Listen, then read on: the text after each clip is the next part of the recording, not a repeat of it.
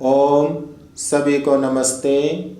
आइए मेरे साथ मिलकर परमपिता परमेश्वर से प्रार्थना करते हैं, वह पिता हम सबको श्रेष्ठ बुद्धि प्रदान करें।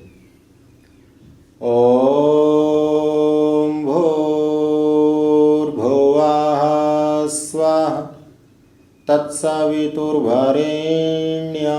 भर्गो देवस्य धीमहि धियो यो नः प्रचोदयात्। ओम।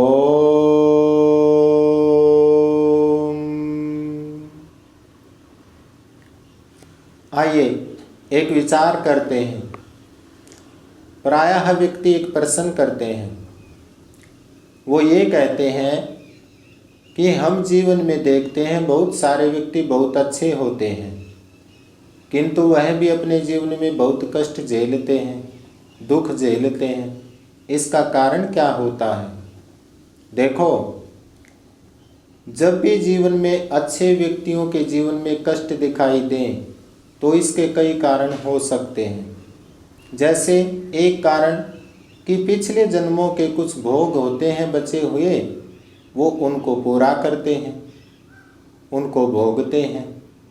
एक कारण होता है कि अच्छे व्यक्ति परोपकार करते हैं, दूसरों की भलाई करते हैं और सदा चाहते हैं कि हम दूसरों की भलाई करें, तो भलाई करते समय भी उनको कष्ट जीवन में होते हैं। ये परोपकार की भावना होती है।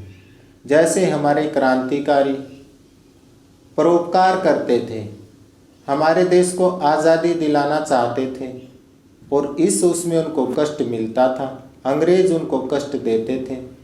तो इसमें ऐसा नहीं हो सकता कि क्रांतिकारियों के पिछले भोगी ऐसे हों कि वो कष्ट झेल रहे हैं।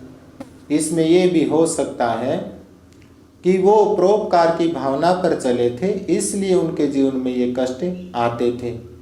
और इसमें एक बात और भी हो सकती है कि कुछ व्यक्ति अपना नया पाप कर्म करते हैं, नया कर्म करते हैं कि इसमें क्रांतिकारी तो अच्छे थे, किंतु अंग्रेज नया कर्म करते थे पाप का। अब उनको उसका दंड भोगना ही पड़ेगा ईश्वर की न्याय व्यवस्था में। और देखो, पुण्य के लिए भी कर्म किए जाते हैं। जैसे परोपकार की भावना से जब व्यक्ति कर्म करता है तो उसमें पुण्य भी होता है, पुण्य उसमें जुड़ता है।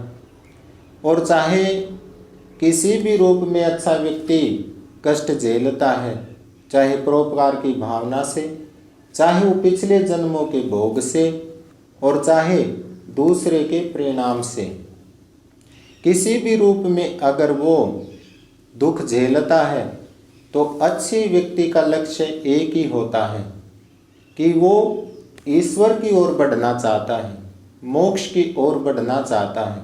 जैसे स्वामी दयानंद परोपकार करते थे, सबका भला चाहते थे, और परोपकार करते समय उनको बहुत कष्ट भी आते थे, दुख भी आते थे। लेकिन परोपकार करते समय जो उनको कष्ट दुख आते थे तो बड़े अच्छे, किंतु वे जो दुख आते थे, कष्ट आते थे, उसमें पुण्य भी जुड़ता था, उनको बहुत पुण्य मिलता था। और शुद्ध रूप में जब पुण्य आत्मा में इकट्ठा होता है, संचित होता है, तो वही पुण्य रूप मोक्ष की प्राप्ति कराता है। और अच्छे व्यक्ति कदापि भी जीवन में जो कष्ट झेलते हैं उनको वो कष्ट नहीं मानते, वो उनको धैर्य के साथ झेलते हैं, उनका सामना करते हैं।